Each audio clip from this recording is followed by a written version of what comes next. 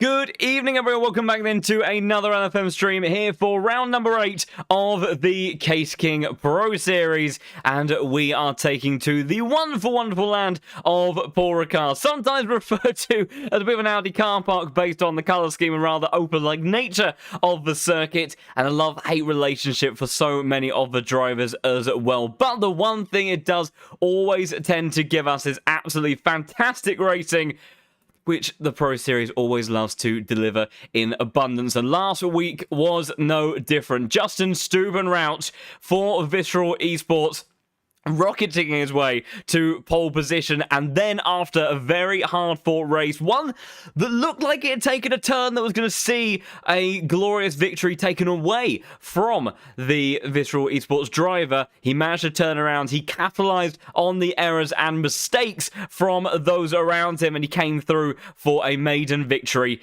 in the Pro Series. It was heartbreak for Philomar, who's also hunting his first win in the Pro Series, but he has momentum, he has great performance behind him, and he's sitting pretty well in the standings as well, as we'll see how he can maybe bounce back from that defeat from last week and see what we can deliver here, because it's going to be a very interesting one this evening. I've already seen some suggestions hanging around in the chat as well as to who may be looking quick. We've got Timu Carpenter, new recruit of Visceral Esports, in that big bad Boatley that could be looking like a little bit of rocket ship for this evening. And if you look at some of the stats from the past seasons, two-time Pro Series champion Luke Whitehead has always gone extremely well here in that Porsche. It's a tricky one to get pace out of sometimes, and that back straight can be oh so important as to how your race ends up playing out if you're able to hold on to positions of those. You know, we've seen BMWs, McLarens, the Bentleys at times, and I'm sure the Mustangs this evening being very quick down the backstretch, and the Porsche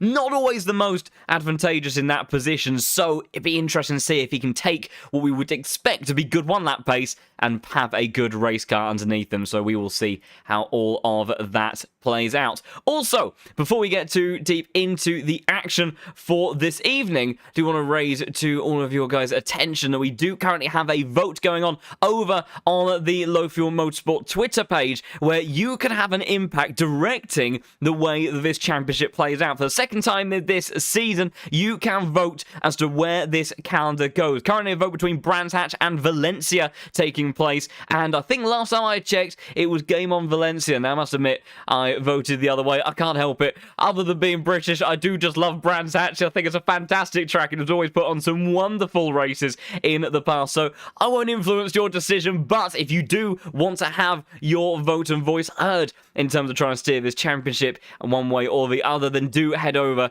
to the post over on the Twitter page and cast your vote. It will be open until 9 o'clock CET, so that is 1 hour from now. So do go and have a look over there. It'll be very interesting to see how it all plays out, not just this evening, but as the championship continues to develop. Because it's an interesting picture at the pointy end of the standings. Right now, Nicholas Huben, your championship leader with drop scores applied, with George Boothby very, very close behind, just about 25 odd points separating those two drivers, which when you consider they have scored about 6,500 in this championship so far, it's a pretty tight run between cars P1 and P2 in the standings, and the other drivers in hot pursuit, the likes of Philomena and Eric Del Fanta, very, very close behind as well. They would be ready to strike at any given moment if things were to perhaps go a little bit awry for our two main championship protagonists. And notably, George Boothby, the winningest driver in Pro Series history, the number one man on the platform, still without a race win, which the race win this season, which just seems so bizarre when you consider the run of form that he has so often had in the Pro Series and where we are used to seeing him be in these races. It is very much an unusual situation that he has found himself in. But the main thing is he has been consistent as ever and kept himself very much in the fight of the championship so far. So it'll be very interesting to see how that plays out for him today, because the Mustang likely to be a good race car, especially with that straight line speed, and be able to kick things amongst the top parts of the field. But who knows? In the Pro Series, it could go any way, as per this season, because after 7 races, we have had 7 different winners, and there are some big and fast names competing once again this evening, so I have no doubt it is going to be incredible tonight with all the action that they look to deliver. So we can see, yeah, absolutely, the Ford Mustang looking to be a pretty fast car in a straight line. We've got various votes in the chat as to, well, who's voting either way in terms of circuits. We've also got the votes taking place as well as to who we're thinking is going to be P1 by the end of this evening. Let's answer that question from all of you guys first of all. Who are we thinking might be looking to take pole position, and who do we have our money on in terms of race win? They're not always the same answer with the way that these races can end up playing out. We've got drivers on track at the moment, just doing their final few moments of practice, and then we shall head over there shortly to see how they are getting on for the evening. Let's dial themselves in. Of course, we always talk about these final few moments of practice and how vital they can end up being, because it's so difficult to tell, because sometimes depending on the circuit, sometimes depending on the random circumstances and wonders of sim racing and the Pro Series, depending on where you start the grid, both if you're at the pointy end, if you're in the mid-pack, if you're at the back, any one of those positions can actually sometimes be, the best one to be in, because with the carnage, the chaos that we can have in these races, it's very, very much an unknown as to where the best place to be is. And especially for this track, because that first run down the back stretch, now sometimes if the race leader can escape the side-by-side action through the opening corners, they can be in a pretty good spot and manage to get away and stay out of trouble from those in hot pursuit. But that said, if you are, closed in on by some of the likes of the Mustangs, the BMWs, your McLarens, Bentleys as well included likely for this evening, even if they are within around half a second, by the time you get to the end of that back straight, they are looking to set up a move, and you can very easily have a swarm of cars starting to go around you if you're the only one without a toe. So sometimes it's best to be on pole, sometimes it's best to be within the kind of top 4 region, but you never know how it is going to go. One thing I do know is it is going to be an absolutely glorious evening of racing without a shadow of a doubt. We will have a look at how our drivers are getting on in just a second and see how things are looking for this evening. Of course, these moments of practice that we have just before the race aren't always the most indicative of where their pace will be come qualifying, but it does start to give us a little bit of an impression of how these drivers may be looking to go. So we'll see. We make our way over at the top of the timing sheets at the moment is Bastian Richter in the number 28 car. That Ferrari, of course, a very, very quick driver indeed, and has joined us every now and again over the course of the season so far. And I believe, just as I have a little bit of a hunt through the past race results, where has he put himself in the standings as things stand at the moment? He's a little bit far down the order in net total due to some of those missing races. And why can't I find him? I think maybe he's actually further down the order than I realised. And I found a relative of Bastian. I, for the life of me, cannot find him whatsoever. I had this funny feeling that he may have taken a race win already this season. He's certainly been a race winner in the Pro Series previously. Tobias Gronewald, I am sure as well, has taken victory at some point this season as well. As we look through our race of winners, so Justin Stubenhouse, Gronewald, Duacomp, Michael Moning, Nicholas Huben, Castorino, the reigning champion, and Delfantis. So in actual fact, Bastian Richter, no wins for him so far this season, but very likely going to be a name this evening to keep an eye on. Very, very quick driver indeed. And we're looking to go for some pretty handy results, I am sure. So we'll see as drivers head out on track for the first time in full competitive session. We start to get an understanding of exactly where their pace is going to sit. Meanwhile, looking to make a statement immediately, the number 1 man on circuit, both on track position and in terms of that wonderfully hard-earned plate number. Of course, these numbers in the server, the relative elo of the drivers within the LFM ranking system, and George Boothby has been hard at work getting himself up to that point. And I'm sure he'll be looking to try to go for his first win of the season, really supercharge his championship campaign. It's eluded him all these seasons of Boothby being a championship contender all the way to the end. It's just never quite come together for the British drivers. We'll have to see what he is able to do for this evening. Could be a very interesting one indeed, as he looks to make his way through the final sector, ready to start the lap and kick things off in qualifying. So we will go on board with the #1 man as he looks to set up the exit out of the final turn. We want to maximize the run and traction out of here on to the start-finish straight and head on down towards this opening chicane. So easy to have track limits issues as you make your way towards the first couple of turns, using all of the track width on the right-hand side of the circuit. Clip this apex on the inside line, quickly change of direction towards the apex of turn 2, and make sure to stay inside of those yellow markers on the left-hand side of the circuit. Down towards turn 3, all of the track and a little bit more. Cut as you dare through 4 and 5, staying tight to the left-hand side. Then middle of the road entry in towards 5 on the power. Use the curve on the entry into 6 to open up the corner on the power as early as you can, because you carry all of this momentum then through turn 7 and then down the back straight up into 4th gear for this V8 powered monster. As the speed starts to be able to see reference to... Oh, what has happened there for George Boothby? He's gone back down into 4th gear for a second. Not quite sure what that was about. Ah! I have a feeling I know what that was about.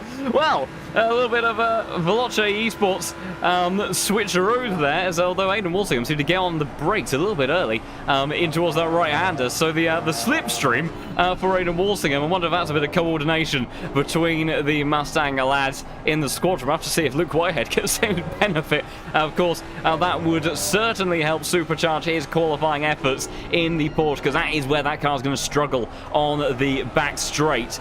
So if he does get a tow from one of his teammates, that would certainly help him. Aidan Walsingham kindly accepting the tow and making his way on by. But I think without it, we were looking at speed around 285 kilometers an hour on the entry in towards turn 8.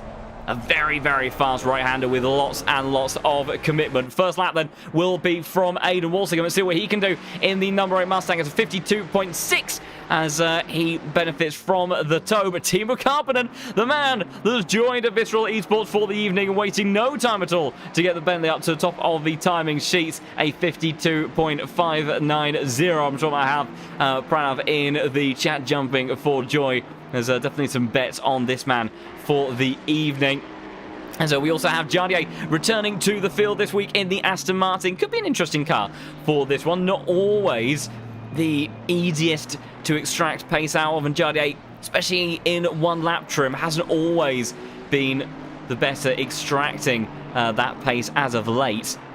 Often deltas to the likes of Nicholas Huben over the course of one lap of around half a second, which when you look at the tightly packed field, as once again emphasised by Bastian Richter, only 15 thousandths of a second away from Timo Karppinen. So things are already heating up at the front of the pack. But Jardier, he'll be looking to try to see if he can have a good qualifying here and then use that incredible racecraft and experience that he so often is able to deliver to move his way forward in these races.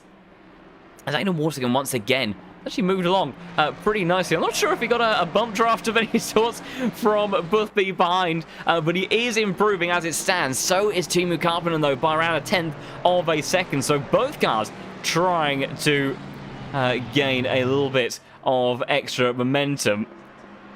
and see what they can deliver. Also, we are just 35 followers away from 3,900 here on the English Twitch channel as we get ever closer to that 4,000 follower milestone. So if you are enjoying the incredible crazy action that this championship is putting on every single week, then do consider giving the channel a follow as Boothby, he gets the toe from Aidan Walsingham and sets the gauntlet on a 52.355. No improvement that time around from Teemu Karppinen, as Philip Manar, who was so close to race victory last week, he goes and does a mid-5, where it's a good 0.2 of a second to George Boothby.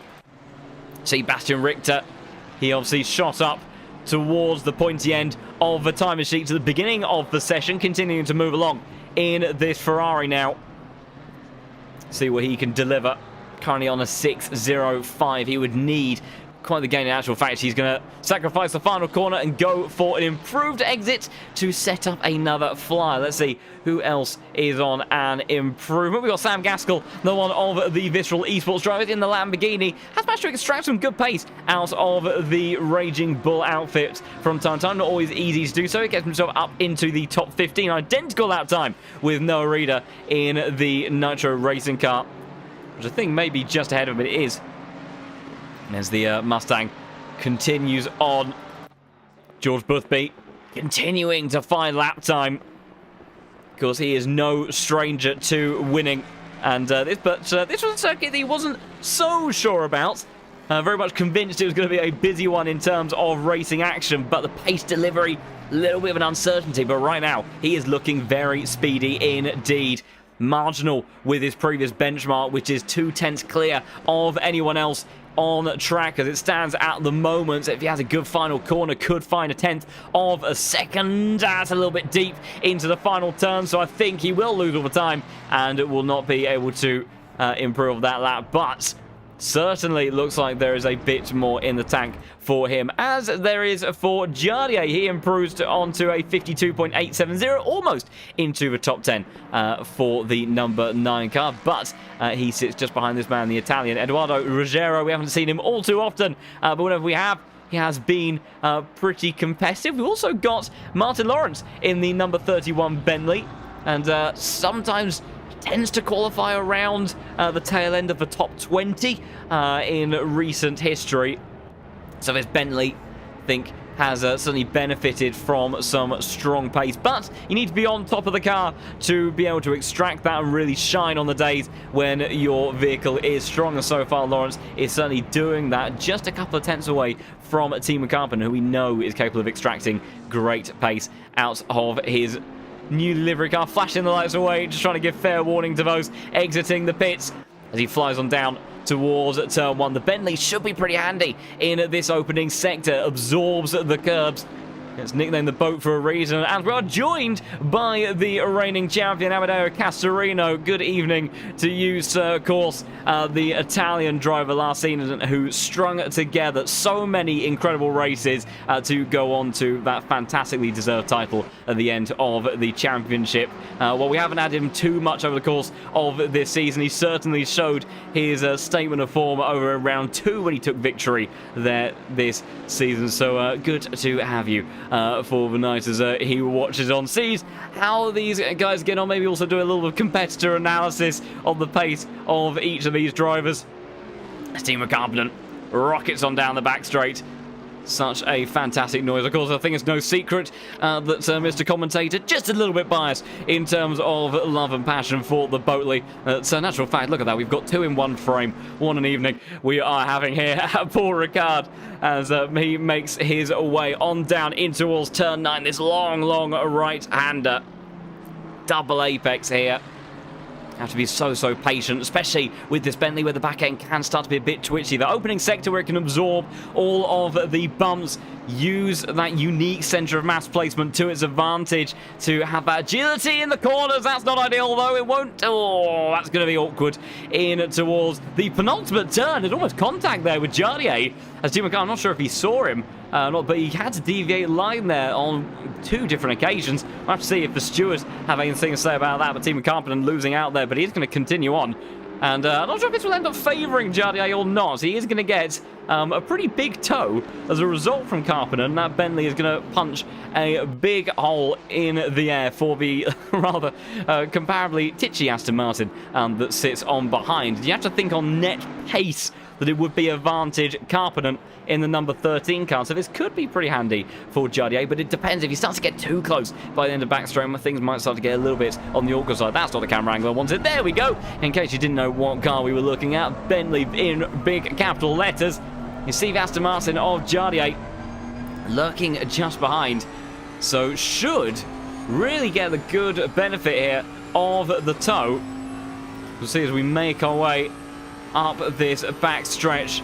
The Bentley is an absolute powerhouse here on the back straight, so Aston Martin, even with the toe, may not even catch to the back of number 13. In actual fact, Carpenter even continuing to pull away as we get up towards turn 8. I think just to the end of the straight, the Aston Martin started to catch. That is absolutely ludicrous on board this car. So I'm sure that Jardier would have very much enjoyed the benefit of a toe there, and he may not lose all too much time. Of course, dirtier is a little bit of a factor here in GT3 racing, not quite to the extent though that you see with single-seaters and prototypes of those sorts. So it will harm him just a tad through Sector 1 and 3, but as if we try to find his delta, how is he getting on this lap? The answer is he's pretty much even Stevens with his delta. Maybe a smidge of an improvement if he can maintain this to the line. Bastian Richter is also finding some time as well, trying to go into the 0.5, but George Boothby right now, mid-0.3, big benchmark for anyone else to try to take on, as Jardier is going to head towards the line with Carpenter. Carpenter improves up to P2, almost into the 0.4s, not quite. And Jardier with that toe does go into the 7s and slots into the top 10. So a handy bit of extra pace delivered to Jardier in that Aston Martin. Meanwhile, Philip Manart finding a bit of time in the opening few corners. Dropping though on the exit. Where does Luke Whitehead sit? He's had an average qualifying here of P2. Just absolutely astonishing when you think about it, the level of competitiveness that we have seen in this series. Maybe just a little bit too far away to benefit from lap time from the car ahead.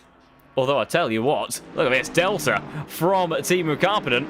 Has gained all best part of 2/10 in the opening sector, and currently right now is going purple. Now, if George Boothby did get that bump draft down the back stretch, I would expect to see this delta start to shrink as Richter improves just 0.003 of a second away from the Bentley that we currently are watching. But as Karppinen flies on down towards turn 8, this is a very strong effort for potential pole position in towards turn 9. He will look to go flying through this final sequence, but it's so tricky to put it all together. Ada Walsingham makes it Veloce 1-2 for the Mustangs, but it might be about to be very much upset by the driver that we have seen bets being placed on for tonight. New recruit into the Visual Esports squad, trying to round out a lap. It's so tricky through turn 10. He's keeping up the momentum on this lap. It's going to be very close in towards the final couple of corners. Easton's here. Stay tight to the left-hand side. Open up the run through the final corner. Looks like that was neat and tidy. It's been a fantastic lap from Teemu Karppinen, and this may be the pole time for the evening. What's it going to be as he heads towards the line? He does it by just 0.02 of a second, and now it's all eyes on the likes of George Boothby and Ada Walsingham. Can they respond in the final moments? And here we go. There's George Boothby getting the toe from Ada Walsingham. So Veloce playing the team game here. You can see Walsingham just trying to ride a little bit of the brake and give as much of a slipstream as he can towards his teammates. Flying up towards turn 8 they go. So now it's all on Boothby, who is purple, as they head in towards this fast right-hander. It was neat and tidy from Karppinen to the end of the lap, so Boothby does have work to do. He flies in towards turn 9. Oh, someone else followed it. That was Rogero flying a little bit too hard in towards the right-hander, but Boothby is up on the delta, but it's only by a smidge. This is where the Bentley's going to be strong in terms of agility, but Boothby, he tends to have such a smooth driving style. He's able to dance with the car. It's going to be so close on the delta, but I think right now he is doing enough, and this could be oh so important for his championship campaign. In towards the final corner, he looks to go. He ups by a 10th. He hasn't run wide like he did before. He has maintained the delta. It's going to be extremely close towards the line. Who's going to take pole here at Paul Ricard? It will be Boothby by 300ths of a second. Almost a dream debut for Carpenter in the Virtual Esports squad. Still a fantastic qualifying from him. Justin Stubenrauch, in actual fact, still on a lap at the moment. Last week's race winner has got himself into P4 at the moment. He is still moving along. He's a couple of tenths behind, so we need a mighty final sector. But this is still a great bit of effort from the Virtual Esports driver in the number 29 car. But Boothby and Carpenter separating themselves by the rest of the field by almost 0.2 of a second. And we've got Cryptic here, another driver that's a beloved member of the ACC community. Has featured a good few times in the Pro Series, and I've even had the pleasure of racing against the man himself elsewhere. So big welcome to you, good sir. You see Stubenrauch entering the final corner now in the number 29 car. Hard on the power for the Mustang. I'm not sure it's going to be good enough for pole, but maybe enough to sneak his way past Walstingham. It's only 3,000 at the moment. Can he look to do it? He can't. He doesn't improve on the final lap. And I think, apart from a couple of other cars that are driving around at the moment, that as far as pole position goes, that is the fight over and done with. And it is Boothby that has taken that P1 spot. But who knows? It will be game on the opening lap. Cryptic suggesting that we could have a swap of positions even before we get to the very first corner, which could oh so easily happen. Alternatively, that run down the back stretch, it's such a big slipstream, and you know the Bentley, it's quick in the straight lines. One of the few cars that around here is likely going to be able to compete with the Mustang on that part of the circuit. So who knows? It could be a very, very interesting start to this race. 60 minutes of glorious action shortly, ready and waiting to go. And we'll see how our grid lines up for this evening. But as always putting on a fantastic show. Going to be a cracker, I have no doubt. Big thank you to those of you that have followed the channel so far. And reminder before we get into the action, if you want to have your say on the wave of the Pro Series, tops and turns over the course of the next few rounds, the vote for next week's track is on the Twitter page at the moment. Brands Hatch or Valencia, you have your vote. Last time I checked, it was game on for Valencia next week, a place where we've had some very interesting and exciting rounds before, and you can cast your vote over there and maybe even have an influence on who ends up taking the top spot of the championship standings by the time we get to the end of the season, because we know that even the smallest of changes can end up having some very big effects. So potentially a complete change of circuit may have very interesting consequences as well. Fantastic qualifying session then to kick-start this evening's action. But Georgia Boothby adds to his incredible tally of pole positions, and he puts that number one car in the number one spot, as he'll be looking to try to convert that into his first race win of the season. Timo Karppinen, then debut for him for Virtual Esports, makes it boldly on the front row. He's done it more than once so far this season in qualifying. Hasn't quite always had the best of fortune in the races, though. Trying to see if he can convert that one. Aiden Walstingham and Justin Stubenrauch form the second row of the grid. Stubenrauch continuing that fine form from last week. Bastian Richter into the top five. Said to keep an eye on this man, and that is the reason why. Ferrari looking strong. Philip Manar in the bright pink Mustang sits in P6 with Grant Karekis. Again, another one of these Ferraris. Looks like they maybe be a little bit more competitive for the evening ahead. He starts just ahead of the championship leader, Niklas Huben, although it's fine margins between him and the pole sitter, Luke Whitehead. A driver who on average has started P2 for every race here at Paul Ricard, and he starts down in P9, so he'll be a little bit frustrated with that one. Martin Lawrence showing the form and pace of the Bentley, delivering well in that car to get himself into the top 10. Jardier, good qualifying session from him. He starts P11 with Marco Bischoff, a two-time Pro Series champion, the only other two-time Pro Series champion alongside Luke Whitehead. He starts in P12. Eric Del Fanta, the man that is sitting P3 in the standings and was your season opener winner. He starts ahead of his compatriot, Eduardo Ruggiero, who had an interesting end to qualifying from what we saw, but he starts on the 7th row of the grid. Leon Burnt, maybe a little bit frustrated there with that result. He's had such great form at other points of the season. The Ferrari looking like it has got some good pace today, but down in 15th place for him. Noah Reader next of the Team Nitro cars. He starts down in 16th with Fabrizio Campanella on the 17th spot, ahead of this man, Florian Duacop, multiple-time pole sitter so far this season, and taking a second race win as well. So he'll be hoping to deliver some good form and pace from that Honda, but maybe a little bit of a trickier one this evening. I don't think that car is quite as dialed in as it has been other times of the season. Sam Gaskell and Daniel Solan round out the 10th row of the grid. Osama Leiden starts in 21st position, although we've got a little bit of a change of grid there. Somebody's gone out of sequence. We're missing somebody. Anyway, Marco Schada starts in 22nd place, with Valentin Barrier starting in 23rd, just up ahead of Henrik Gamble in one of the very few BMWs that we have on the server tonight. Of course, there was a time where the field was rather dominated by this car, not quite so much anymore. Samir Foch in that rather standout liveried Mustang. He starts in 25th place. The cars start to get underway with the formation lap. Vladislav Kolosov starts in 26th position, ahead of Finn Zimbel in 27th spot for Gladius Esports. Vincent Braille in 28th in that very nicely liveried Ferrari. I think we actually had some new liveries today within ACC, called one of the regular updates, as Michael Frey sits inside of the top 30 with Alex Torregrossa, the Spaniard, sitting in the 30th spot in number 30 car.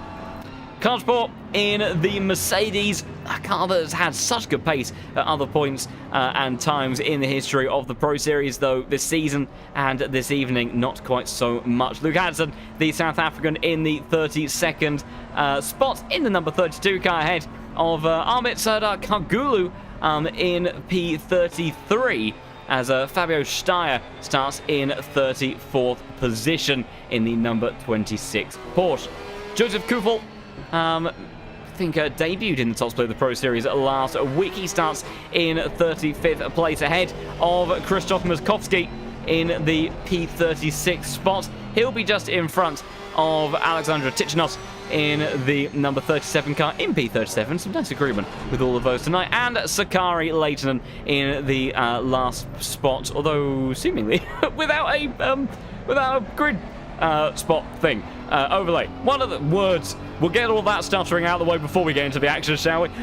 So maybe join the server just a little bit on the late side. I am not quite sure, but we will head back over for racing action and goodness as our drivers start to make their way around the lap, as tensions will be rising in the cockpits of these cars. I think there's a good chance that we'll be having plain sailing conditions of dry this evening, but look at the temperatures. 31 degree air, 40 degree track temperature. Now in ACC, the air temperature is really the thing that you want to keep an eye on. Track temperature doesn't actually have too much of an influence on the tyre performance, degradation rates, all those sorts of things. It's that air temperature that seems to be the main governing criteria of what they are subjected to. Also has a little bit of an effect on engine performance as well. But yeah, these guys are the likes of, you know, the Mustangs, the Bentleys. They may start to struggle at points in this race. It could be, you know, dark horses, the likes of Bastian Richter, Grant Carecas, the Ferraris, even the Aston Martin, Nicholas Huben. We know how good he can be at holding on to his tyres. They may be the cars that start to benefit if others start to run into tyre wear related issues, because the Mustang does tend to eat into his fronts quite heavily. The Bentley starts to become almost more and more tail happy as the stint proceeds. Of course, we do live in that TC0 meta that Team Carpenham has become all too aware of at times during the course of the season. They'll be looking to avoid any repeats of some of those more frustrating moments of his championship campaign, but that Bentley does like to light up the rear tyres. So there are cars here that maybe on raw pace aren't quite in the same field as these Mustangs and Bentleys that seem to have something into the raw edge, but the Pro Series always delivers the goods, and I think we are going to be in for a cracker. So I have to say, George Boothby chasing his first victory of the season after an unusual winless streak for the number one man in the server and on the LFM platform. The 8th round of the Case King Pro Series is about to get underway, and it's a good launch from Team Carpenter on the right-hand side of the circuit. It was Cryptic that said he may get into the lead before turn 1, and he's already done that as they're almost 4 wide, just behind, and Teemu Carpenter rockets his way. The codes are sent into oblivion. They fly on through. Stubendraut trying to go around the outside of Ada Walsingham, but he can't make it stick. The other codes are sent off into Narnia as Bastian Richter manages to lock himself under the rear wing of Stubendraut, under pressure though from Philip Menard, but it's a dream getaway for Teemu Carpenter as he debuts for Visceral Esports. Korekas trying to go around the outside of the other Ferrari. He can't make his way through as Luke Whitehead sneaking for a move, trying to use that flat 6 acceleration. He's oh so good. Yellow flag further down the order. We'll have to see how it all plays out on the backstretch. Luke Whitehead has managed to make the move stick with 2-time Pro Series champion, showing exactly why he is just that. But they fly on down. Where is George Boothby relative to that almighty Bentley? It's half a second is the gap. I do not think it is coming down close enough. Ada Walsingham trying to see if he can close up to help bump draft his teammate along. It's not going to happen, but I'll tell you what, something's going to happen over here. Korekas sneaking his way back on by Luke Whitehead. They're almost 3 wide. Nicholas Human, he's got to be so mindful here about the championship. He can't afford another drop score. He's already got a 0 score to his tally so far this season. He's trying to go all the way around the outside of Martin Lawrence. We know how good this Bentley is, and the Aston Martin being squeezed towards the exit curve of turn 9. The outside turns into the inside through his long left-hander, and he makes his way on through as they start to be in the traction race, and the Aston Martin does take the advantage. But he has lost a position though. It's down to P9 for the championship leader. He'll at least be somewhat relieved that Boothby has conceded the position to Teemu Carpenter, who is making a great getaway. Although it's a big dive there from Marco Bischoff, trying to go down the inside of Jardier. That doesn't come off. In actual fact, now leaves himself somewhat compromised on the exit. Ruggiero trying to go for a move on to the inside of turn 1. Carried great momentum out of the final turn. He's going to take the inside in towards turn 1. I'm not sure that Marco Bischoff lets him break super late, which he does indeed. That gives him the apex for turn 2, and the 2-time champ manages to claim that position back for just a moment. I have to see if he has any other pressure down towards the next turn. He does indeed. The Italian response sending towards the inside line. They're being pursued by Eric Del Fanta, the man that's P3 in the standings, as they head on through turn 5. Big dive down the inside from Ruggiero, trying to compromise the line of Marco Bischoff, although that will do it. There's a big bit of contact toward the inside line. Bischoff almost sent around entirely. I mean, I said about compromising the line. I don't think he's going to try sending him into a spin, or a little bit of an awkward line there for the Honda Del Fanta. He actually, I think, bottomed out over that inside curve, and it's going to be absolute carnage as they head down towards turn 8. Buckle in, everybody. Peaches at the ready, popcorn at the ready, because this is going to be a crazy one. The guys inside the top 5 are having a much calmer time as it stands, but look at this, the Mustangs, the Hondas, the Ferraris, they're absolutely battling side by side. You couldn't name who's going to come on top of this one. It's Marco Bischoff, though, but I think somehow comes out on top. Ruggiero, Ida almost making contact again, a little bit of a squeeze as they head on down towards turn 9. Somehow has a little bit of a wide moment. I think that was Duacop that had a bit of a bump there. Leon burnt up the inside, trying to make his way through as well on Campanella. He does manage to make that stick indeed, but Ruggiero comes back at Bischoff, heading towards the left-hander of turn 11. Gets on the power, gets the job done, but my goodness, what a crazy bit of action. I told you Paul Ricard would deliver. Some drivers, they're not the biggest fan of the flow around this circuit, but I'll tell you what, for myself in the comms box and everyone at home, it's a very, very crazy one indeed, as Ida sends it up the inside, fastest lap of the race for Teemu Carpenter. Yellow flag out for the number 11 car. That's Eric Del Fanta. Oh, no, Del Fanta to the pit lane. Has had some form of issue, and that has taken him out of this immensely busy fight. Ida is going to look for a move back up the inside, wants to go with his teammate. Ruggiero has to respect it, gives him room, but then he has the line for turn 2. So nothing will change there. Absolutely crazy action here as they make their way on down towards turn 3. But as we look towards the front of the pack, it's Carpenter ahead of Boothby, managing to keep the 2 Veloce Mustangs at bay. Walsingham, though, he is sticking with Boothby, so I imagine we may see some bump drafting shenanigans between these two. Will we even have it this time around? Not quite sure if Walsingham is close enough to the back of his teammate. The gap 0.4 of a second. Of course, if Boothby was without the slipstream of Carpenter, he would be able to just nudge his teammate a bit further along. He starts to gain on the straight, but It's just a little bit too slow of a benefit, but 3/10 is the gain for certain cars. Philip Mannar, he is in the championship fight, and he's going for glory for this one. It's going to be a bold move down the inside, but Stubenrauch has respected it. These two, of course, closely fought it out at Spa last week, but it was Stubenrauch that came out on top. Heartbreak for Mannar, who saw that potential first race win taken away from him so cruelly, but he is in the fight for the championship. Delfanta, rival with him for P3 in the standings, having some issues. I tell you what, with his fight down the order as well, continuing to go on. Look at this. It's absolutely mental between these guys. Rogero having to try to hold back Ida and Leon Byrne. We've got Sharda and Duakop going side by side. But excuse me, it's Campanella and Sharda. That's going to be a long way around for Campanella, the Italian, trying to go down the inside. They're 3 wide. Duakop, you can't send it there, surely. Somehow they've managed to survive that one. I thought that was heading straight for disaster. Out of the final turn, Sharda resumes a side-by-side action. Boothby on the charge now. That sets the fastest lap of the race. And Marco Sharda, I think, with the inside line, does he get the job done? He covers the line, and that stops Campanella from being able to respond in the braking zone. We haven't had this much helicam in a long time, but with the sorts of actions we get here at Paul Ricard, this is the way. But it goes in the Pro Series, the best of the best, absolutely fighting out in some fantastic ways, and we'll see how the racing continues. Almost a second lead now for Team Carpenet. For those Mustangs behind, they are hunting, as is this pack here. Philip Mannar, having got the better of Justin Stubenrauch, now finds that the Mustang behind him is under pressure from quite the train of cars, and it's a pretty mean list as well. Bastian Richter, Grant Korekas, Luke Whitehead, Nicholas Huben, all in tow. That's a lot of names that you don't particularly want behind you, but I think Philip Mannar has bigger problems in actual fact, because here comes a Mustang of Stubenrauch. Does he look to fight it? He's going to back off just about, but it's awkward because Richter was closing the gap like an absolute rocket in the prancing horse as well. Duakop and Campanella going side by side, I believe, further down the order. Duakop has got the position on the Lamborghini Honda straight line of speed.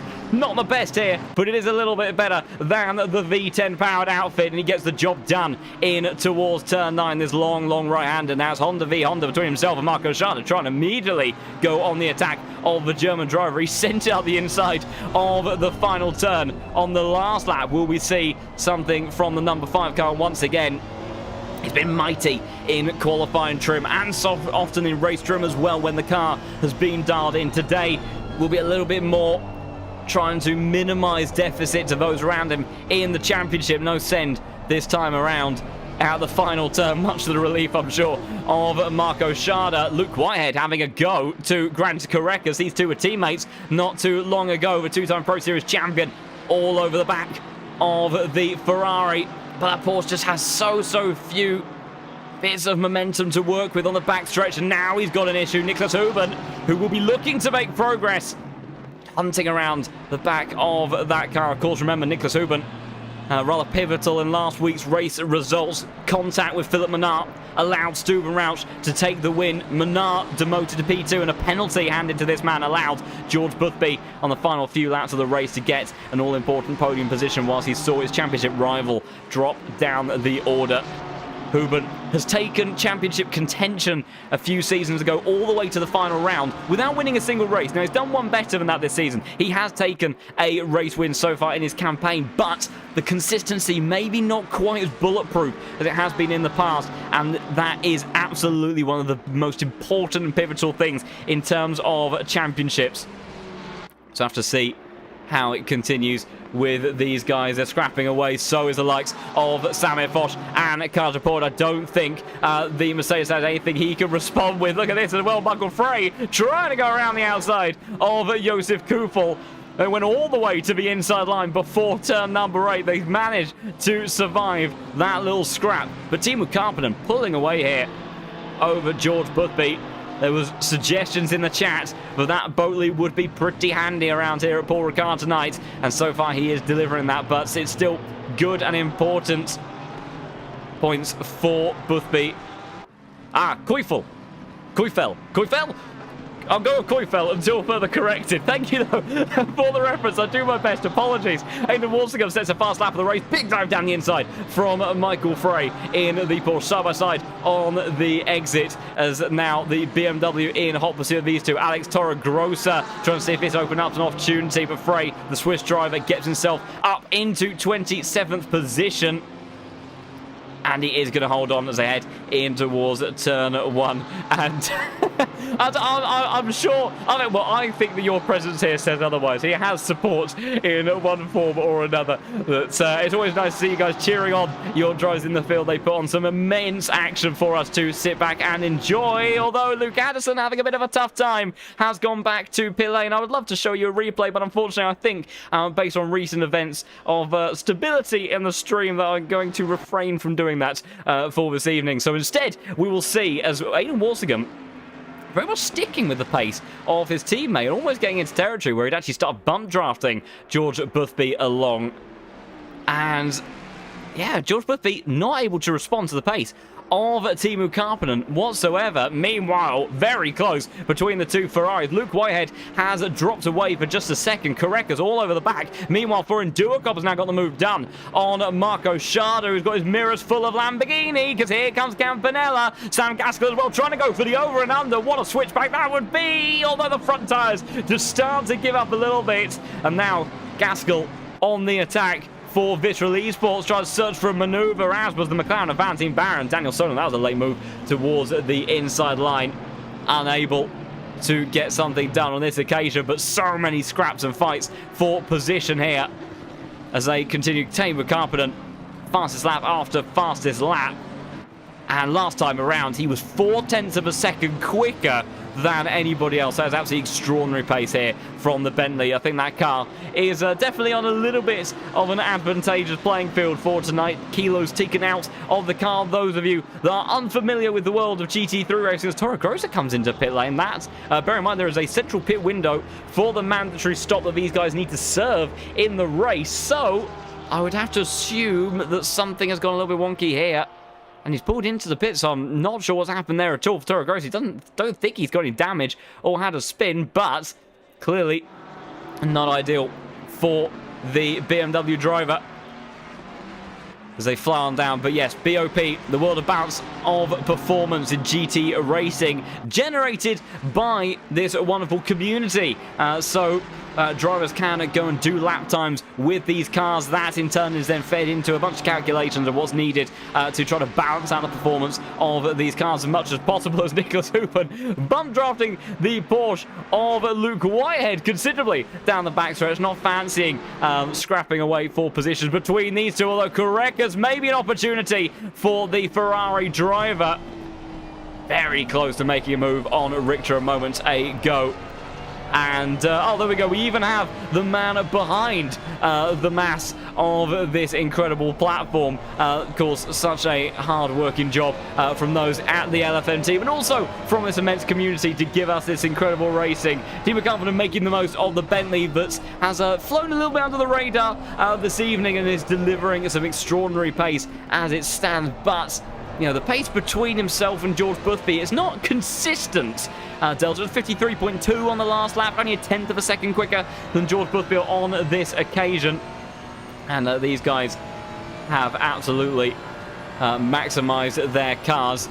Now pulling away from the likes of Philip Menard, Justin Stubenrauch, Bastian Richter, these guys having a scrap away of their own. Ruggiero getting into the mix once again, trying to apply some pressure on to Marco Bischoff. Did Luke disconnect? Not Luke Whitehead.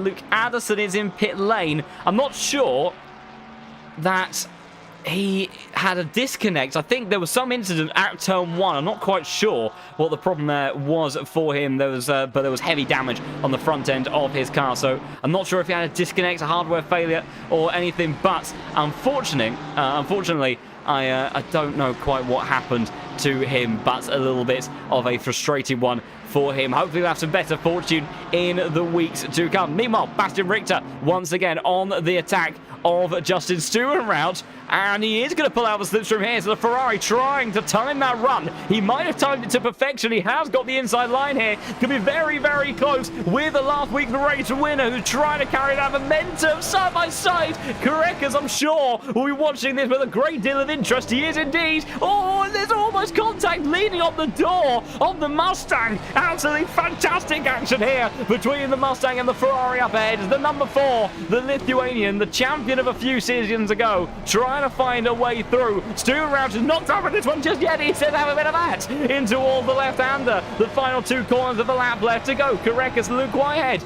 trying to find a way on through, and they might even be too wide by the time they get into this final hairpin. Stewart Rauch puts the power to the floor. Luke Whitehead absolutely launches it around the outside. He's such an opportunistic driver, and he has to be in this Porsche. He caught Carreras napping. The gap was there, and the Porsche is so good in the corners and under braking, and that's the immense move from the number 2 car in the field, trying to bank in some valuable points for his championship as he now sets off sight towards Bastian Richter in the number 28 car as they continue to fly in this very fast-paced race. How will the Porsche fare, though, on the next straight? He got the move done on the Ferrari once before, but does seem to have some pretty handy straight line speed, as evidenced by Richter's attempt on Stewart Rauch last time around. But it could be easier this time around for the Ferrari to get the job done, because now Stewart Rauch 1.3 seconds behind the Mustang up ahead. Look at the way they absolutely hop over the curb there. Taking a big chunk out of that one. Here we go, then. We'll go on board the rear wing of Stewart Rauch's Mustang. So gap 0.4 of a second. The Mustang tries to start breaking the toe. You can see the Ferrari looming ever closer. The gap will go to 0.3 by the end of the straight. I'm sure it'll go to 0.2, but will he be close enough to do anything about that Mustang? And absolutely snowballs towards the fast right-hander, but it's not quite close enough to do anything just yet. You can see the snake of GT3 cars. Luke Whitehead has held on to that position, so he is now firmly on the attack of the next Ferrari up ahead. Is Nicholas Huber now as well. Actually looking very racy indeed. This will be damage limitation for the championship leader. Main rival, George Boothby, sitting in P2. As it stands, Philip Manara as well, contender. He's in P4 at the head of this train of cars. And then Eric Del Fanta, of course, retiring from this race. Big impact as well for his championship. As we round out of the final corner, what scrap we were having with these cars. Fabio Steyer. Oh, Steyer's had a big issue through turn 8 there. The Porsche, so often susceptible to that kind of pendulum effect swing, has lost the back of the car. Into the wall he has gone, unless there was any other form of contact. And that is a big bit of disappointment there for the German driver. He will continue on, but I think he has had a hell of a tank slapper in that car. I can also tell you, Carpenter back into the 52s. Gap is now almost 3 seconds to himself and George Boothby. So great pace from him as he continues to extend his lead on what is so far turning out to be a dream debut for Visceral Esports. Not quite going to come away with the trio of results. He would have also loved a pole position as well. He's got fastest lap at the moment, and right now he has led every single lap of this race. Meanwhile, Luke Whitehead, not too long ago, took this position of Grant Carreras, but I think he could be in a little bit of trouble here as the Ferrari looming ever closer in the rear view mirror. Does Carreras look to go aggressive? He is going to try it. Luke Whitehead will try to hold the outside line, but the Ferrari gaining all the time. How brave does Whitehead feel? He's going to try to keep it in there, but he can't. And now he has to be the contact with Huberman, the championship leader, gaining too much mid-corner, goes straight into the back of Luke Whitehead, who is underway again, loses a couple of positions, but surely, oh, that is big ramifications. 2 weeks in a row, Nicholas Huber has made contact, and that one, I am sure, I mean, well, of course, I would love to show a replay of that one, but I'm just slightly concerned about the stability and reliability of where the stream may go, but we'll have to keep an eye on what the stewards say. But, you know, it's generally the rule that if you're a car behind, you have to make a safe overtake. And I don't think Luke Whitehead did anything particularly alarming on the exit out of the right-hander there. And he did, you know, move slightly towards the inside line. But, you know, he was he was in control of that positioning. I think just unfortunately Huben just mistimed the run there. Maybe a little bit of rubber banding as well, potentially, for his Aston Martin. And that contact there could see him get easily... I mean, Luke Whitehead has lost about 7 seconds of track time, so I'd have to expect maybe around the 10-second mark. We'll see what the stewards generate from that one. But, yeah, a big disappointing moment there for Huben. I would imagine it would go down a lot better if he did roll back and concede the position to Luke Whitehead. And Luke's tyres look super happy. I'm sure they do. Yeah, that unfortunately doesn't surprise me in the slightest. A big slide in trying to rescue that one would have absolutely, well, in terms of technical terms, cooked the tyres of his Porsche. And he, I'm sure, will be looking to box maybe on the earlier side to get rid of those and try to come back through a field, maybe get a bit of an undercut on some of these other cars. As speaking of which, pit window has now just opened. What's going to happen here with the two Ferraris, Grant Scorecus and Bastian Richter, squabbling away, but nothing changing there for the time being. So we'll see if that changes over the course of the race. It does look to me, though, like Korekis is the stronger of the cars. Meanwhile, it's Leiden and Foch almost contact on that right rear corner. How did they stay apart there? Fantastic job to keep just enough space there. Meanwhile, Leon Burns tagged onto the end of this little squabble. Here's another pack of cars. It's Noah Reeder and Burn, the two Germans, going side by side. Oh, I thought that Luke White was going to be rear-ended for the second time in 2 laps there. But thankfully, the 296 keeps it out of the diffuser of that Porsche. But does claim the position over Narita. How does Luke Whitehead play this? Does he look to go straight into pit lane? No, he's looking to go straight on the charge. Luke Whitehead is definitely a fighter man, actual fact, though. So I think that inside line there was more protecting himself from being cut off. Heading into the pit lane. Sometimes when you have side-by-side moments out of here, you then can't actually quite get to the entrance of the pit lane. So I think that move to the inside was more to consolidate that. So he will go for that early box, trying to undercut his way back towards some of the other cars that now sit ahead of him. And then we go, already penalty for Huben, and exactly on the money of what I was anticipating. And it is a 10-second time penalty for Nicholas Huben, which I think is a fair assessment. You know, Luke has lost, about 7 seconds of track time. I don't imagine that the damage is too severe. It is rearwards contact on his car, which is unfortunate. That will upset the balance. That Porsche, which we know is already a bit leery through turn 8 anyway. So it's not ideal for Luke to deal with, but I think in the grand scheme of things it is a relatively fair penalty. But frustration now, I'm sure, for Nicholas Huben. Meanwhile, look at this. Korekka's trying to go to the inside line. Martin Lawrence might be the one that decides the way it goes. He doesn't decide to bump draft anyone. Korekka's finally gets a move done on the fellow Ferrari, but how does Martin Lawrence feel about this one? He's searching for an opportunity too. In comes a Bentley, trying to make his way in towards the top 7 positions. It's side by side. A little bit of a shoulder barge. It's not the first time that Richter has been sent towards the outside of the circuit. I'm not sure that he'll be responding to Kani Taban. He breaks extremely late in towards the left-hander there on the power. Martin Lawrence will go on board with the Bentley. Has got a nose towards the inside line. It will be squeezed slightly, but that momentum towards the outside line. Look how close the margins are. Fantastic racing between these two. The exit, though, will be compromised for the Ferrari ahead. And the Bentley gets the power down. And it's an absolute monster out the final corner, just gaining all the time over the Ferrari towards the inside line. It's not even a contest towards the first braking zone unless Richter is braver than he... Oh, that was extremely fine margins. I thought he was going to go through then and try to keep it side by side. He decides not to. It will only further harm his race and bring the likes of Huben back into play. Of course, with that 10-second time penalty, that will... of course, take him out of the equation anyway, but he doesn't want any further battling. Argy-bargy indeed. And Martin Lawrence flies his way down, and I'm sure that he will be able to escape out the clutches of Bastian, who really does seem to be struggling a bit in terms of race pace. I thought we might see a little bit more from the German driver.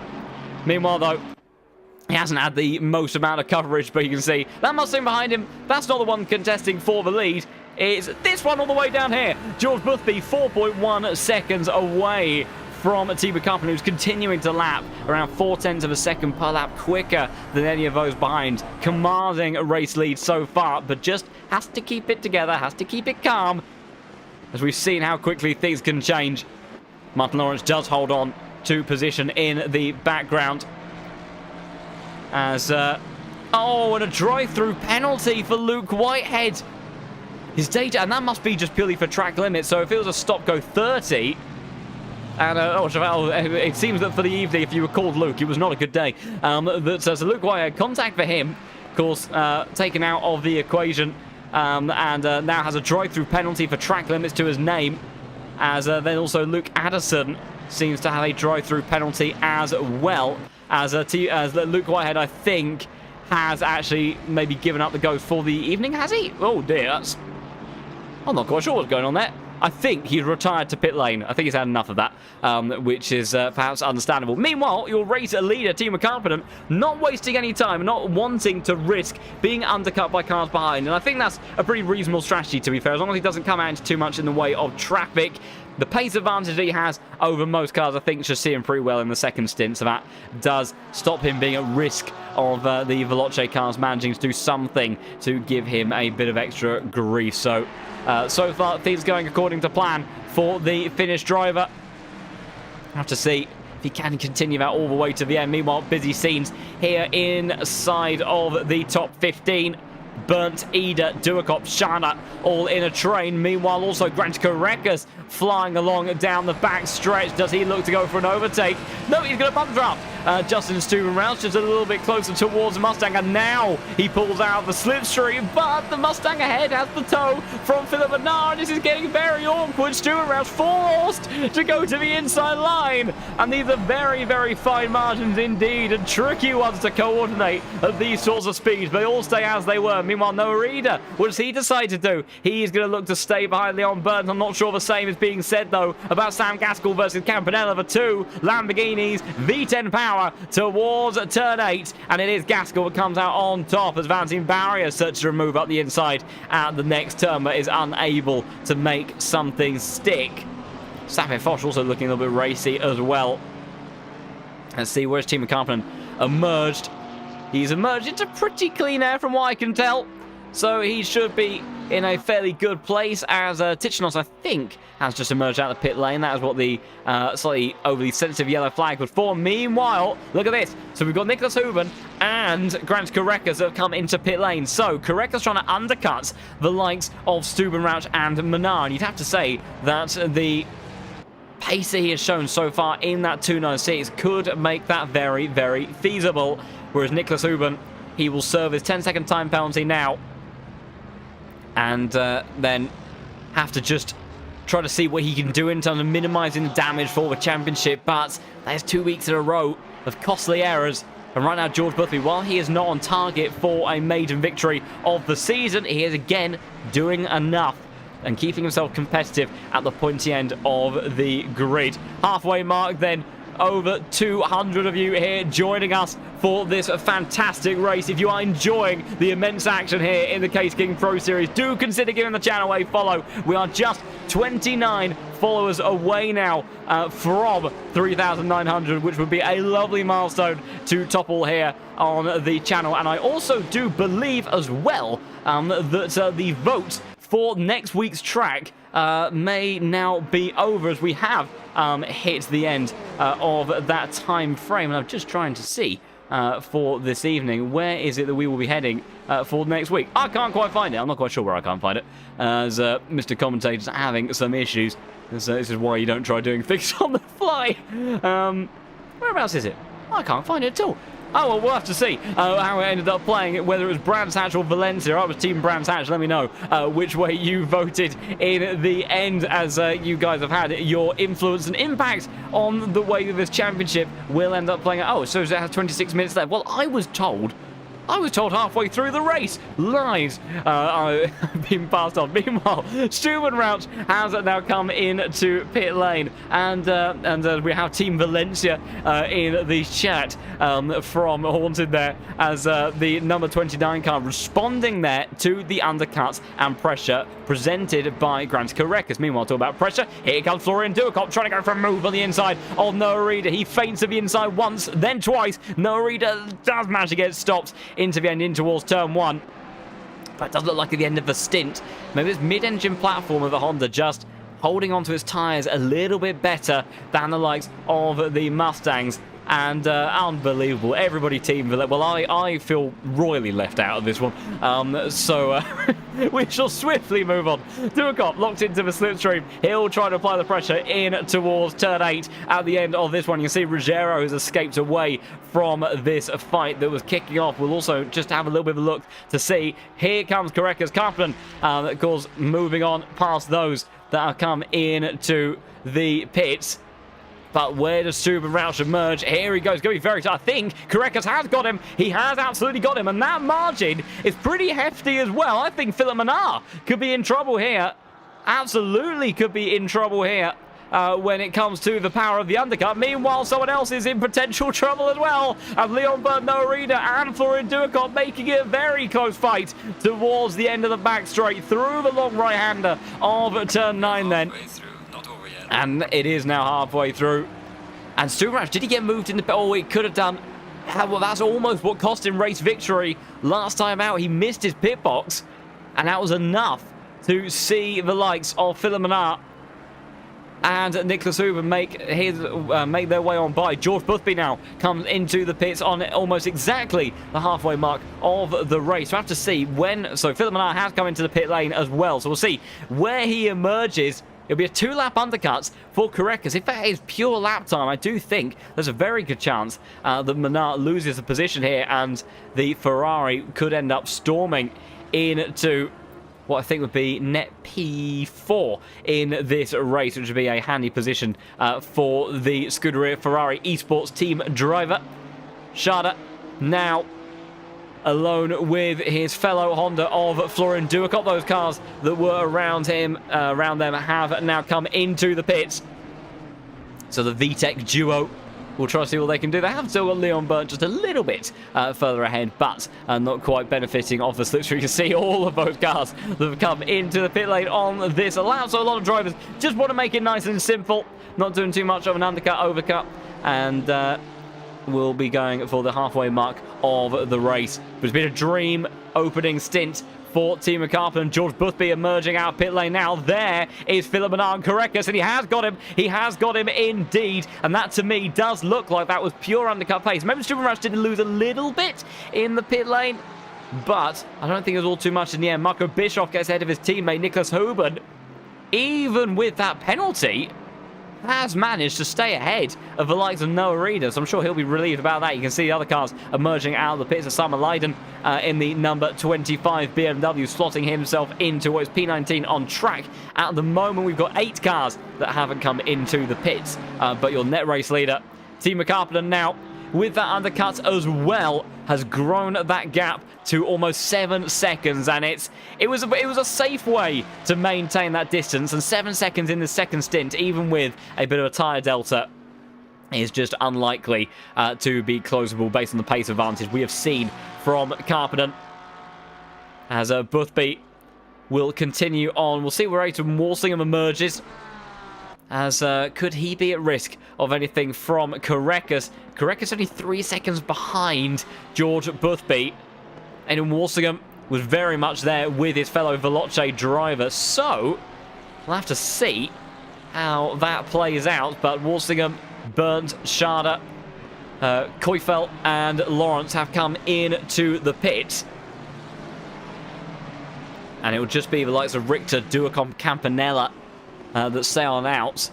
I'm a little bit surprised about Richter. I suppose the number 28 car could be going for a bit of a stronger overcut strategy, but that's a tricky one to potentially make stick. It hasn't looked like he has had the greatest of pace overall for this race. He has struggled. Aidan Walsingham emerging out of the pits now. That was very interesting. But you can see he has emerged just ahead of Grant Correcas, as Philip Manar also barely slots his way ahead of Martin Lawrence. So Martin Lawrence has had a pretty good overcut strategy then. He's firmly brought himself into play with the squabble and battle of the South African driver, and with fresher tyres, this Bentley could definitely look to move his way forward in this race. This would be the fight for net P5, but Correcas only 1.3 seconds behind Aidan Walsingham, who's dropped away from his teammates. And absolutely, Martin Lawrence having the race of his life. This Bentley certainly allowing him to open up some fantastic pace. But this is now a seriously good opportunity for a top 5 finish for the Bentley. Seeing what he can do. How much does he gain on this back straight? This Bentley is just ludicrously fast in a straight line. One of the only cars that could really do anything about the Mustangs. Florian Duacop and Campanella are both going to stay out. Richter comes into the pit, so 2 more cars staying out. It looks like they will stretch out this first stint all the way to the end of that central pit stop window. 20 minutes for the drivers to make their stop happen, and oh so pivotal it can be for the end results of this race. We've also got a fight here. Michael Fred, there's no space there! Oh my goodness, I don't know where he was trying to go. I mean, the car ahead, I mean, I don't think could go any more to the inside line. He's carried a huge amount of momentum here, and might actually go for the switchback of a century from the number 17 car. What a fight it's been. I mean, we've seen some shenanigans there in Formula 1. Remember, Riccardo actually went for a very bold overtake, and ends up having to drop the positions afterwards for a post-race penalty. And that was a defensive mover. I'm not sure that was the right way to go for Josef Frey. Now is going to carry that momentum around the outside. He'll turn to the inside for the final corner, and Frey, I think, will get the job done. Although he may have some company towards turn 1. What a fight is turning for these two. But I don't know if Michael Frey sort of got blindsided by whereabouts on track they were, but he got a face full of barrier very nearly on the run up the back straight towards turn 8. Outside line, and that bump for Josef not being too ideal for him. And Michael Frey will take the position, but what a squabble that was between those two. We'll have to see if anything else kicks off between those two. Meanwhile, Ruggiero and Leiden scrapping away. These two very close. I think it was Leiden that's on the charge at the moment. The BMW has been pretty handy in straight line before, but I think that it's likely Sam Gaskell that may be the one that is in trouble, because that Lamborghini is not going to be faring too happily against that Mustang, even with the tow from the car ahead, gaining all the time. Ruggiero, he'll have to go to the outside line. The BMW will watch in the background. It's not even a contest. I think Lamborghini lifted ever so slightly to allow the Mustang to go on through there, to not lose any more time than he needed to. But Ruggiero using the straight line speed of that car to the best of its capabilities and getting himself up into what is net P15. Duacop and Campanella have now come into the pits as they will emerge in the order and see how those fresh tyres benefit them for the remainder of the stint. They may have lost some track position to cars around them as Timo Karppinen reclaims the lead of the race. I'll tell you what, George Boothby, pretty handy last lap. 0.3 of a second quicker than Timo Karppinen, but he's got a lot of work to do. 7.2 seconds is the gap. And generally speaking, that Bentley did look like it was the stronger car over the course of the stint. The newly signed Visual Esports driver doing a great job at extracting pace when it has mattered. Today, as Florian Duacop gets a little bit caught up, he was very kind to Marco Schade there. Gave, I think, a lot more space than he needed to, and I don't think it's helped him, because that's also allowed Ruggiero to set up a beautiful exit out of turn 2. Into turn 3 they go, and the Mustang tried to squeeze towards the left-hand side of the circuit. Will get the job done. And now it will be a drag race. Game on down the back straight, but look at this. 5 cars all together, separated by no more than 1.5 seconds. Awkward line there for the Honda as Florian tries to get the tyres up to temperature here. And how does this all go? Gaskell, does he look to bum draft the Honda here? I don't think he's really got an opportunity to try to overtake Duacop in this car. It's not the best as Luke Whitehead, unfortunately, joining us in the chat. An unfortunate race for the 2-time Pro Series champion. And that is a frustrating series of events to Luke. Always wonderful having him in the comment box. That was so wonderful. Florian Duacop holding on to a handful of oversteer. Just about keeps it all together, keeping us on our toes. But yes, unfortunately, that contact with Niklas Huben through the exit of turn 8, and then by the sounds of it, a bit of a keyboard faff in towards pit lane, unfortunately, meaning that excuse me, not into the pit lane, but unfortunately getting a drive-through penalty as well, which was certainly kind of puts pay to any sort of position that Luke Whitehead would want to have taken away from Paul Ricard today. So better luck next time. Hopefully some better fortune for you, good sir. And big thank you for hopping into the chat. Always wonderful to have you around. And let's see how things go in the near future, my good friend. Meanwhile, Nicholas Huben in towards turn 1, applying all sorts of pressure to the back of Marco Bischoff in that Mustang. Of course, has had that 10-second time penalty for that very incident we were just talking about with the two-time Pro Series champion. And now finds himself in damage limitation mode because he has George Boothby really getting Timo Karpinen again by a good 3-4 tenths of a second. He would need quite a bit more. That would start to bring the gap down to around 4 seconds by the end of the race. But you know, Timo Karpinen, he has been prone to making some mistakes in the past, so who knows? Still plenty of opportunities for things to go very awry in this one. He's got a lot of people cheering him on in the chat, as Pranav will be hoping that it is a dream come true for the Bentley that leads away in that number 13 car. But we know how tricky this circuit can be, even when you are in clear air by yourself. Nicholas Huben, nothing he can do in the Aston Martin relative to speed of that Mustang. Meanwhile, Ruggiero just taking it the other way in the Mustang number 19 car, up into P14, as all wide line there for Florian Duakop. Opens up the door and a half for the Lamborghini of Sam Gaskell, who sends it up the inside, gets the job done, as I think so is Nicholas Huben. So Nicholas Huben got the job done in the following series of corners, so he is on through. Meanwhile, Gaskell having to now go defensive from the Honda of Florian Duakop, who's trying desperately to get the power down. Squirrely on the exit. That's not the camera angle I wanted. There it is. Absolutely glued to the rear. Does Florian send it up the inside? He wasn't afraid to make it 3-wide before, but Osama Leiden has sent it from downtown. A little bit of contact on the exit as well, and now it turns into a whole different sort of drag race between them. And I tell you what, Samir Foch has a wonderful view of this one. The number 24 car up 6 positions in this race. The Honda starts to pull away down towards turn 1, but it's very late on the brakes from the BMW, trying to go for the switchback through turn 2. Look at this. Now it's Duakop, Leiden, Foch, Campanella, Barrier very close to one another as they continue on down towards turn 3.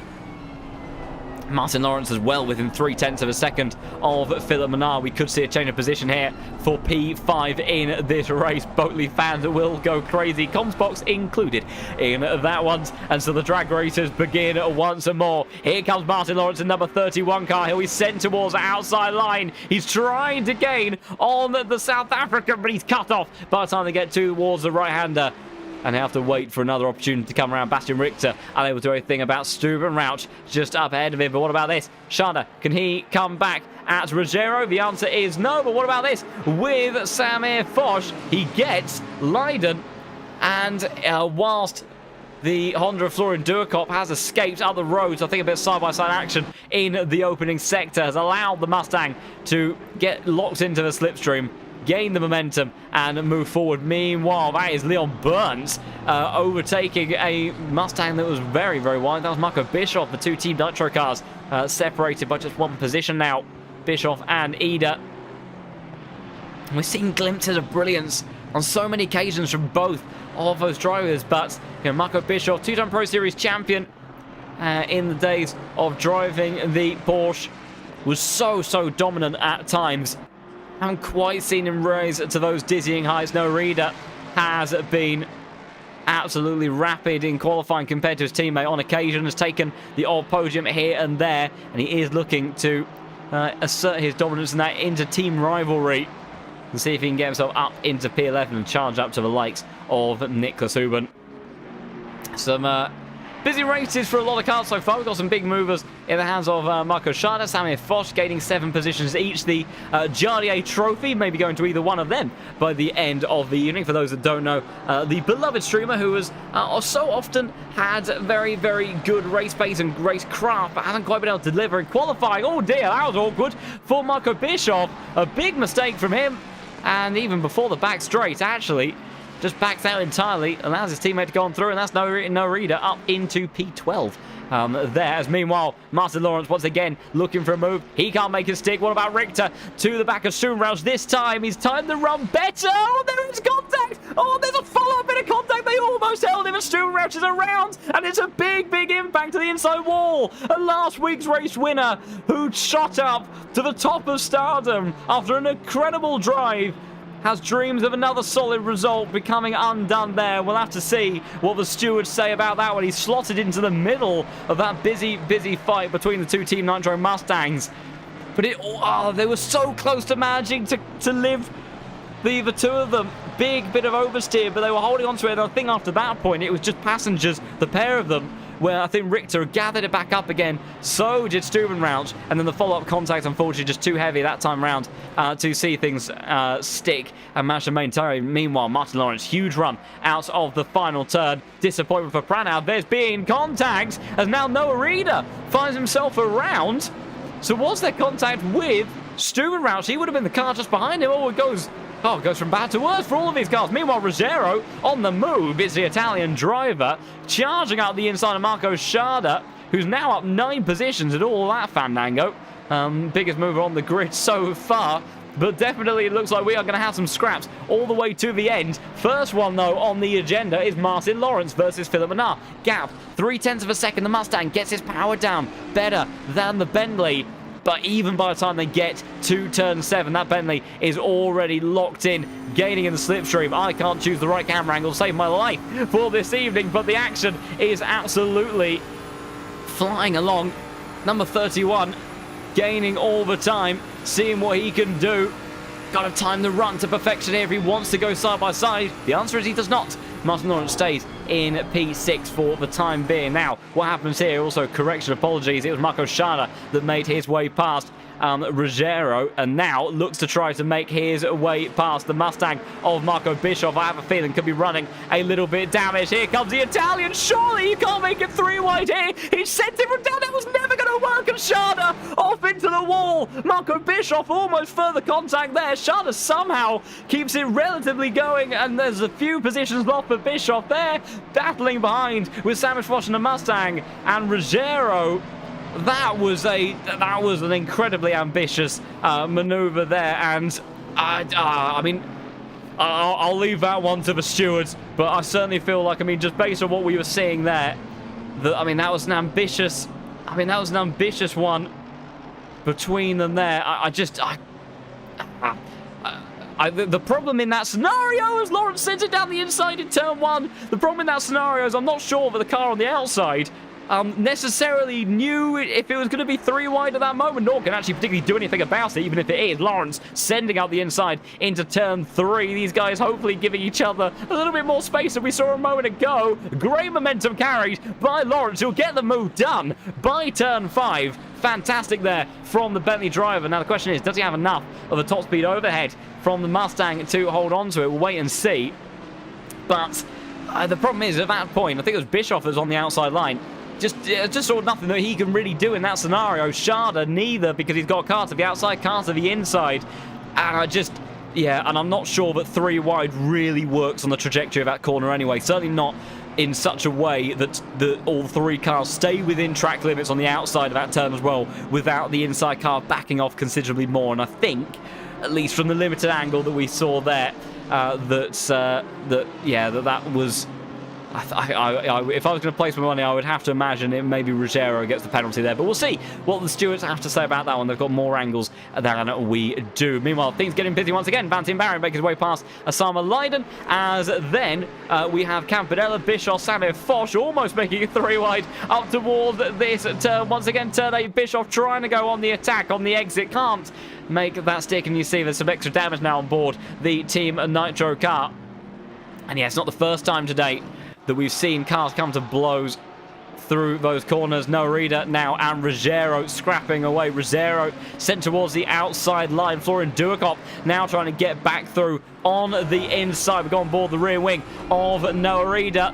Duacop down the inside. Sam Gaskell might even have something to say about this one as well. Into the hairpin they will go, not this time around. 11 minutes of this race left to go. What a busy, crazy bit of action it has been throughout this evening. If you have enjoyed this fantastic race, it's still kicking off all the way to the end. Do consider giving the channel a follow. It's absolutely wonderful having you all here as we close in towards that 3,900 follower milestone. As also, I believe, 6 minutes left on the clock for your vote for the track that we will head to next week, Valencia or Brands Hatch. Head over to the Low Fuel Motorsport Twitter, where you can cast your vote and maybe even cast your impact on the direction of this championship takes. It seems I've been completely outvoted by everyone in chat, which I'll be honest, I'm a little bit miffed about, but we will see how it plays out. Maybe there was a herd of Brands Hatch supporters in the final moments, but sadly I'm just not quite convinced that that is going to be the case. Onto the back straight once we go again. Philip Bernard locked under the rear wing of Martin Lawrence further up the field, but that Bentley straight line speed is just too much. Meanwhile, Mustang, Honda, Mustang, Lamborghini closing towards turn 8 as well. Ruggiero, oh, he's had some busy times here already. I don't think it's going to be any different. This time he chooses the outside line. Almost feels like a complete mirror image repeat. Duacop on the inside line. Ruggiero boxed in, trying to find space where there's just not going to be. Duacop holds onto the inside line. And thankfully, at least on this occasion, they all survive. Meanwhile, Valentin Barry is up the inside of Marco Bischoff. Marco Bischoff drops another position. But these guys absolutely nip and tuck, head to toe. Absolutely fantastically close racing here. As meanwhile, wide moment for Bischoff in that rather wounded Mustang. Osama Leiden trying to get the nose of that BMW tucked back towards the inside line. Wanted the switchback, could not make it stick. But he may find opportunity, even potentially, in towards the hairpin. Do any of these guys decide to send out the inside? The answer is no. What about the BMW? He's looking a little bit more interested. He's done it before, but not on this occasion. Gaps up front is still 6.5 seconds for Teemu Karppinen, but there will be pressure, I'm sure, to the end. Florian Duacop closing in the slipstream towards turn 1. You can see some of the cars dealing with that bump a bit more harshly, and Stubenrauch got a 10-second time penalty. There, what on earth is that for? Is that, oh, that's Duacop trying to go through into turn 3. Oh, a little bit of a touch into the braking zone. Don't think too impactful in the end. Stubenrauch, whereabouts is he in the field? Now, admittedly, I think that must surely be the contact that Noah Eder... No, Marco Bischoff. Marco Bischoff. We saw that there was an instant down at the hairpin, and I did wonder if it was contact. I do believe it might have been between Stubenrauch and Marco Bischoff, if I'm not mistaken. Let me see. Number 3 car. And... trying to see up and down the order. No, I can't see a penalty there. I'll try to do some more investigation, but we need to catch up with some of this. Look at this. Leon Burns actually applying the pressure to Nicholas Human. Oh my goodness, not again. As it didn't work the first time. As he goes down the inside of turn 8, he tries to make it work. Thankfully, somehow a bit better. They all make it through there. My goodness, these guys are feeling brave and half towards that corner. Florian Duacop manages to make his way on through. Ruggiero gets it done up into P13. He goes. Noah Reader drops behind the pair of them. Sam Gaskell, Campanella, and Samir Foch closing the gaps as well. And, well, I mean, I suppose practice makes perfect, and he learnt from the first occasion, so so this time around it made it stick. I think just the first time it was just still a little bit 2-3 wide on the entry and towards that corner. 2-3. Oh dear, that's not the follow-up he would have needed. Well, oh dear. As Ruggiero sent off on the exit the final turn, Narita now will be under pressure from Sam Gaskell, who's trying to go around the outside in towards turn 1, and Campanella will join the party as well as the Lamborghini start to swarm the ever-battered Team Nitro Mustang, the theme of, unfortunately, those two cars for the evening. Gaskell for Visceral Esports sweeps around the outside, just about gets the job done in towards turn 2. Great opportunistic move from Campanella, who's carrying that momentum. Maybe we'll get 1. Does he even think about 2? He's too far away for that, but it's still side by side with the Mustang. You can hear the V8 roaring on the left-hand side. In towards turn 5 they go. Samir Foch, Valentin Barrier joining the fight as well. This is fantastic racing. Poor Ricard. I told you a good ball. I'll tell you what, also, Martin Lawrence, he's only 3/10 behind Grant Carecas. Lawrence is on absolute charge here. He can have P4 in the final moments of this race. He might even get it done now if he's not careful. Not on this occasion. but they will continue to fight on. Well, that's one to keep an eye on, but I think we certainly need to keep one eye on this. Here we go, then. Sam Gaskell closed up by Campanella. Then is Noah Reader with Sam Foch now gaining. Also, the McLaren and Van Teen Barrier starting to make things busy as well. The Frenchman won't make it 3 wide. I hope he's there or thereabouts. So, Sam Foch to the inside line, though. Just about everyone gets through. Okay, Van Teen squeezed into the outside. Oh, my goodness, I almost spoke too soon. He was trying to carry momentum around the outside line, but then squeezed into the side of Sam Foch, who was just trying to make the corner, to be honest. I don't think there was anything really you could do about that one. Somehow, they all managed to keep it together. And Shadow wasn't he involved in the 3 wide incident? He was. So Shadow went flying off the circuit. Has only actually dropped a P20 and is trying to recover his way back through the order. He was one of the biggest moves in the grid. Meanwhile, Martin Lawrence almost up the inside of Grant Carreras.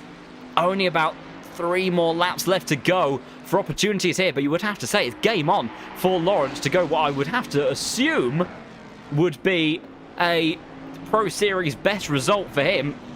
My goodness, we would have almost had 2 Bentleys on the podium. We would have thought, as Team McCartman still leads away 6.5 seconds. Aidan Walsingham, very impressive stuff from his as well. He has gained the gap back to George Boothby. I imagine he will hang back because it is in the team's interest and Boothby's interest in the championship for him to finish ahead. But meanwhile, Grant Carreras is doing everything that he can to break the toe on this Bentley. And they continue on down the back straight. Bentley closing the gap more and more towards this fast right-hander. How brave does Lawrence feel? And the answer, I don't think, is very much. He will be a little bit more conservative and just hold fire. Let me just try to judge that rate of gain towards Carreras. But this Bentley is looking very quick and competitive in the closing stages of this race. Remember, Carreras went on that undercut strategy. Now that's starting to be the weakness of his car. Sam Foch has gained 9 positions in this race. Meanwhile, Campanella trying to see if he can make it 4.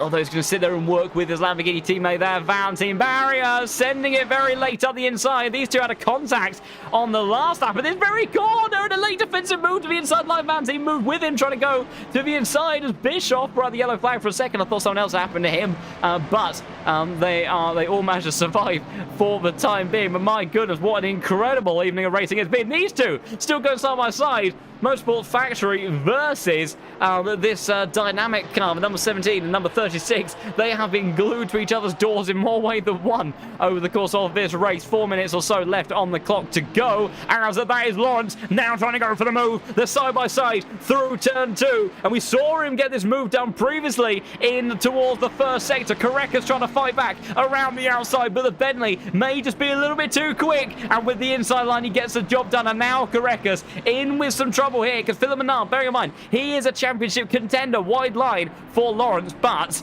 that Bentley is going to be rapid down the back stretch, and I think it could be Carreras in trouble here.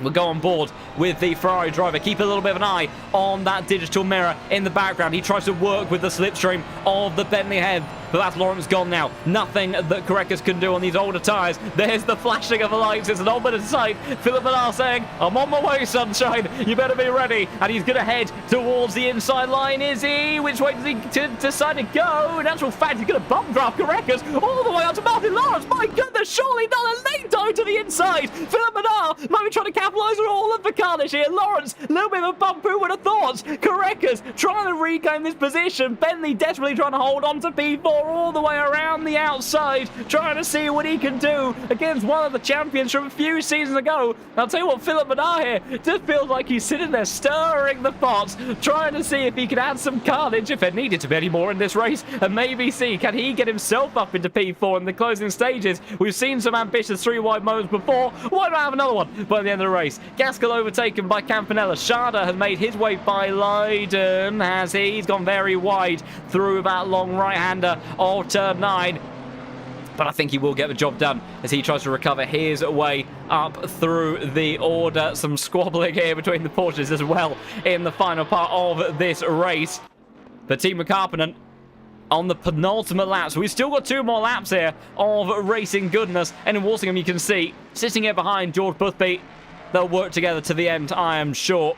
As there's a yellow flag for somebody in the final coast, Fabio Steyer. Oh, and I'm no expert, and I'm maybe not sort of the best at trying to solve kind of dramas and investigations, but I could have almost placed my money that there may have been contact between himself and Koifel there in the final corner, as we will see what happens. And apparently, as Marco Schade had been given the penalty for the 3-wide moment for a 10-second time. But Marco Schade, he is the number 20 car. Let's have a look. As let's see. Let's see who that's been given to. Number 20 car for an incident with the number 19. 10-second, number 19 car was Ruggiero. So, well, I am slightly astonished there, I must admit. According to the stewards, if that is for the incident, I think it is, that the penalty went to Marco Schade in that one. So they've obviously reviewed that one and suggested he was more responsible. Meanwhile, Philipp Manars, unfortunately, I think been a bit caught up by his own games here, because Bastian Richter's come through on those fresher tyres. And Manars, maybe if he'd just gone for a straightforward overtake or gone to, you know, work with the cars ahead, Bastian Richter may not have been able to come back so strong, and that's dropped him from potential P4 now down to P7. Meanwhile, fastest the final lap of the race has been initiated by Teemu Karppinen, and there's going to be a few battles here for some of these other positions. Unfortunately, I would love to go through some replays. I can't, especially this late on in the race, so I am sorry. But the good news is you can head over to the YouTube channel where this stream will be archived for your viewing pleasure, and you can have a bit of a review, discuss in the comments, but be friendly, be kind in that one. Meanwhile, Teemu Karppinen then leading the way on his dream debut so far for Visceral Esports, with Boothby and Walsingham, the Veloce Mustangs, rounding out the podium. Lawrence now up to P4, 8.5 seconds behind your top three, though. It goes to show how quick they have been. As that's a mistake from Grantas Carreras, and that could be pivotal to be him holding on to this P5 position. Let's see how this one plays out. We've got a few drag races to stick with as we make our way onto the back straight for the final time. Look at the way the number 28 car cutting across as much as he can. Bastian Richter immediately locking his way into the slipstream. Carreras, he's got to be careful not to make too many moves down the back straight here. Richter will go towards the outside line. Philipp Manars, I think, is a little bit too far away to do anything about these two Mustangs. Richter trying to gain just a little bit more. He's got that the outside line, excuse me, towards turn. They will go, and he has got it done. He sweeps around the outside, and he gets the move delivered. Meanwhile, Teemu Karppinen, it was almost a dream pole position to kick things off, but he was beaten to it by George Boothby. But on the day that he has joined Visceral Esports team and made his way into the Pro Series server in this beautiful Boatley, once again, it's been close before, but this time it's come good. He's maximised the potential of his car on the VOP, and the number 13 of Teemu Karppinen will win here at Paul Ricard, and he slides his way in style across the line. George Boothby and Aidan Walsingham will round out the podium, and it'll be Martin Lawrence to come through in P4 for the next of the Bentleys. An incredible effort from those two cars today on a day where the performance was strong, but you need to be on top of the car to deliver it in a series like this. Richter and Carreras and Manars will finish in that order. Florian Duacop, does he think about a move towards the end for Justin Superbranch in the battle for P11? He can't, but he will stick very close to the gearbox of Justin Superbranch, pushes him across the line. Not an ideal for the day for those guys. And meanwhile, Sam Gaskell sends it from downtown to the final corner. He gets the better of Campanella in the closing stages. Barrier can't get Sadler Foch. Well, these guys, Zimbel, Gamble, and Bischoff, it's very close to the end. Nothing changes between them. And the final scrap out on circuit, Vincent Proel hunting for an opportunity. Defensive line taken from McCoskey, trying to go for the switchback, but it's good track position placement from the Aston Martin. And he will stay in that place of 27th to the end of the race. And as the final few cars, the likes of Ruggiero, who had a busy old time in that race, make their way towards the line. What an evening of racing we have had. And can you believe this? 8 different winners in as many races. Absolutely incredible stuff from these drivers. It just, the margins between them are just so exceptional even, and they have put together an incredible race. Paul Ricard, we knew it was going to be a fantastic evening of action, but these guys have delivered it in bucket loads. A crazy race, some daring overtakes, some overly daring overtakes, and some beautiful side-by-side action. We have had our fill for the evening. We will have drivers in for an interview in just a moment as well, and speak to them and see exactly how they have fared for this evening of action, because my goodness, they have certainly had their fair share of drama to be dealing with. But I think that there are going to be some very happy chappies joining us in the comms box shortly. Also, it was Valencia that took your guys' vote at the end of that one. So that is where drivers will be heading for 90 minutes of action for the 9th round of the season next week when we go racing once more. Cannot wait to see how that plays out. Will we have our first repeat winner? Will we not? We'll have to wait and see. Meanwhile, let's get in our podium finishers for the evening. We will bring in the man that finished P3 on the podium today, Aidan Walsingham. Fantastic pace demonstrated throughout the race, and I have to say, it looked like you had the competitive advantage over George, especially in the final stint there. And I think maybe some teamwork in games we saw both in quali and the race there to help out George in terms of his position, but a great amount of positives for you to take away with your teammate from today's performance. Yeah, completely agreed. Obviously, we deployed some tactics, which were very successful tactics. Whether people like them or not, that's unfortunate. Should be in the rulebook. Good tactics, very successful, and the car was fast enough that we could start building a gap rather than being stuck in a conga line. We see many of these races at Paul Ricard where you have the top 8 cars are just stuck nose to tail, nobody's overtaking, but we managed to break away pretty early on. We had absolutely nothing on Timu. He was a missile today, so yeah, no, really happy with P3, and P2 for George is pretty much all. I'm sure he'll say later. I'm sure it's all you could wish for the championship, so it's awesome. Yeah, absolutely. In terms of his championship scenario, a very big day for him, with the likes of Del Fanta retiring from the race. Misfortune for Nicholas Huben as well. A very strong day in terms of his campaign, and obviously yourself a valuable member in terms of contributing to that great coordination between the pair of you in both the race and qualifying. And you know, just like from your perspective, especially when you're trying to set up those toes in qualifying, how do you go about preparing that? Is that just something that you kind of, is it something that's done on the fly? You experience enough to be able to kind of time the run, sort of you kind of, you know, getting on and off the brakes a little bit at times on the back straight, or how much work goes into preparing that prior to the qualifying session? We had zero plan and zero practice. We just so happened to have the pit boxes next to each other, and we were on track together.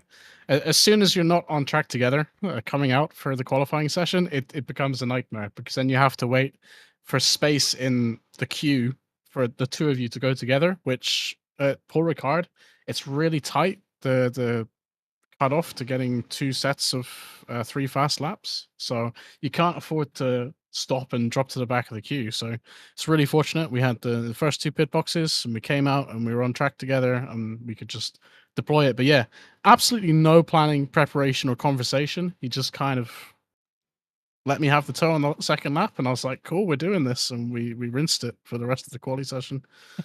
Fantastic. Yeah, I think, you know, almost a like a complete synergy within the Vloche team there. You know, the opportunity was evident, it was there, and you guys knew exactly what to do to capitalize in those moments. Brilliant stuff from you guys, and obviously, you know, greatly benefit in terms of the race championship campaigns for both of you as well, because the standings are so tight.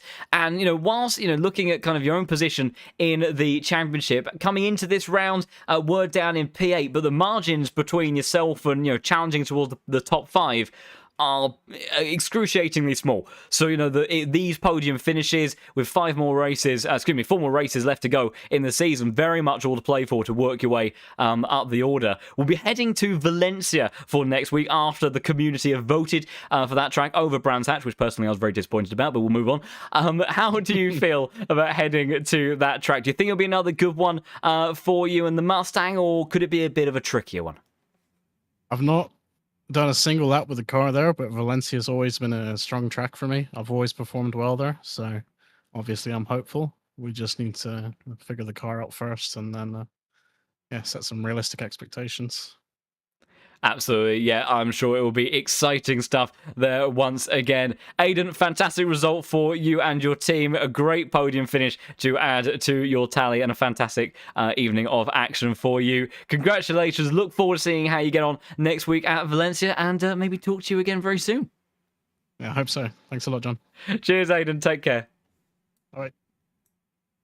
Great stuff there for the man that finished at P3, and an invaluable contribution to this man's championship campaign as well. George Boothby once again on the podium, and whilst that elusive maiden victory of the season has once again just been a little bit too far out of reach with Teemu Karppinen's dominance here today. Crucially, P2, difficulties for some of your championship rivals, and a bucket load of points in your favour to really supercharge your campaign as we head into the final third of the season. You've got to be happy with that one, surely, George? Oh, yeah. I'm really happy with that one because I don't know, I'm just not really a fan of this track, and I've always struggled here in the past. So, yeah, we managed to get pole. We worked together to do a bit of slipstreaming in quali, but even without the slipstreaming, we would have been second and third. So we just had really good pace today. And then I think it showed in the race. We managed to drive away from the pack, but Carpet was just so fast. He was so fast. I think the car's a little underbopped, but even so, he drove the wheels off it. So he definitely deserves that one. Absolutely, yes. He has run into some misfortune in the past with that Bentley, but tonight he was on fire. There is no doubt about it. But absolutely, fantastic coordination between yourself and Aiden there to really maximise your challenge for the championship campaign. Also, secure some really good points for him as well to try to work his way up through some valuable positions in the championship. Of course, it was a dream start in terms of pole position for you, managing to just sneak ahead of that Bentley, but the race start, Karppinen just launched his way off the line, and then after that, it just seemed like he just had that pace advantage to the end. Were you surprised to see the Bentley pull away so quickly in towards turn one, or was it anticipated that he might get into the lead pretty early? My teammates informed me, because they were around him in qualifying, that there's just no chance. So I went up the line with a little bit of hope, a little bit of a prayer, but they got shattered and he just drove away. So yeah, it was pretty funny. But so yeah, still a great race, like you said. And yeah, to get P2, it's great points. And the championship, even though I haven't got a win yet, it's like the consistency is there. And if things keep happening to my rivals, or they have the odd bad round, if I can just keep finishing a little bit ahead of them, that's all that matters. Absolutely, yeah. Consistency often so pivotal and important in these championships, and that is certainly what your season has been so far. So an incredible evening in terms of your campaign. We'll be heading to Valencia next week after the community has voted for that track, and it'll be 90 minutes of action there. Aiden was a little bit uncertain about how your car may be performing there, whether it be easy or not to get the car dialed in and hooked up. Any thoughts or feelings from your side on that front? Sorry, could you repeat that? It went. I don't know. You stopped talking for me for some reason. Oh, I see. That could be some shenanigans at my end, or who knows. Valencia next week on the calendar. Any thoughts or feelings as to how the car might be for that one? Oh, it's Valencia. Let's go. I was really worried if it was going to be Brands, because why is everyone so against Brands Hatch? That's the circuit that I wanted it to be, and I like Brands, but in this car, imagine driving a tank around Brands Hatch. It's it's pretty brutal. But Valencia is, I think it's a little bit nicer on the car, so I'm happy with that one. I mean, both are good tracks, but Valencia, that would be my choice. So yeah, super happy with that one. And I don't know what it's going to be like. Again, I just don't know the car well enough, but we'll just see what happens next week, and hopefully it's enough to still finish quite high. Fantastic stuff. Yeah, a lot to look forward to for that round, I'm sure. Tonight, deliver buckets of action. I have no doubt Valencia will again. George, congratulations on another brilliant podium finish and a fantastic bucket of points for your championship campaign. And look forward to seeing you how you get on next week at Valencia. Thank you very much. Take care. Bye-bye. Take care, George. Fantastic stuff there to talk to both of the Veloce drivers, but the man that's been sitting patiently in the interview room waiting for this moment. It's been a while, Teemu, but what a way to surge your way back up to the top step of the podium. Pranav jumping for joy in the chat as your dream debut for Visceral Esports. What an evening it's been for you. What a brilliant drive in the race. You must be absolutely over the moon with that result. Yeah, thank you so much. Yeah, I mean, honestly, I feel like, I don't know, finally, it's been a long time coming. Like, I've been throwing so many races recently, so it's like, it just feels good to have a clean one finally. Absolutely. I mean, it was qualifying. It was so close between you and George. Obviously, the Veloce tactics with the slipstreaming certainly helped them out somewhat. So I think, you secured the front row, which was really pivotal to making sure that you could get into the lead early on. And I mean, the Bentley, absolute rocket ship off the start. How confident were you that you were going to be able to get the job done into turn one, even before the braking zone, and then just get yourself into a rhythm, pull away from there? I mean, honestly, like, like the I would be lying if I didn't say that the car was like absolutely flying today. There was something like a bit funky going on with the BOP like last minute before the BOP locked, like some laps got deleted and so on. And like I usually try to at least check out if the old cars aren't like completely busted, but sometimes it's like that. Yeah, today I knew that I had the pace, and like the only struggle that I really had today was the straight line speed on the long straight. So I went for a very aggressive undercut, and like basically the whole, like, I knew if I could get away from George and Aiden like early on, then I could bring it home, and that was basically the whole thing. Aggressive undercut and a good start, and like just bring it home from then. Yeah, and absolutely. It worked out. Yeah, it certainly did. There was a little bit of a moment in the early part of that second stint after George and Aiden pitted where they were chipping away a few tenths every now and again, but I think as the pace leveled off after those early laps, you held that lead comfortably to the end. The undercut, clearly, the safer way to then secure that second stint. You didn't have to worry about anything on that front, and you delivered a brilliant performance from the very start of the race to the very end, almost coming away with the full lineup of practically leading every lap, fastest lap in the race, and almost pole position as well. So almost the Holy Trinity, but I think still a dream evening for you nonetheless. So an incredible race from you. And whilst I want you to live in this fantastic moment throughout the evening, I do want to cast your mind just a little bit ahead into next week for Valencia, where we will be heading to. There was the choices between that of Brands Hatch. The community have chosen the Spanish circuit, and I'm interested. We kind of speaking to the two Veloce drivers. They are, George was pretty happy about heading to Valencia. Thinks that'll be a car that'll suit him and the Mustang a little bit better. Any thoughts or ideas as to where the Bentley may find itself for the 9th round of the season? Hard to say. Like I know that the pace-wise for the car, Brands Hatch would have been better, but for me personally, like Valencia is way better track for me, like as a driver. I've not actually checked the conditions because usually for the Bentley it's all about the conditions. You want as hot temps as you can, which we had today. That was another thing that played into my hands today. But yeah, if it's cold, it's gonna be a struggle. But if it's hot, then we might have something going. We'll have to see.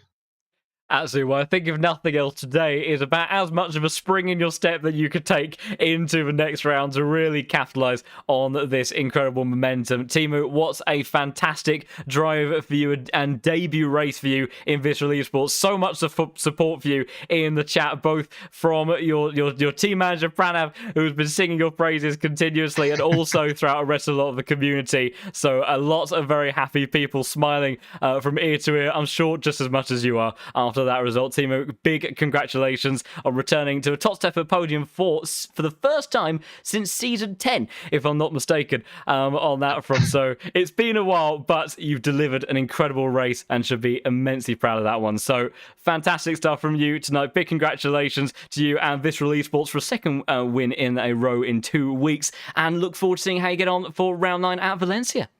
Mm-hmm. Yeah, thank you so much. Cheers, Teemu. Take care. Yeah, thank you.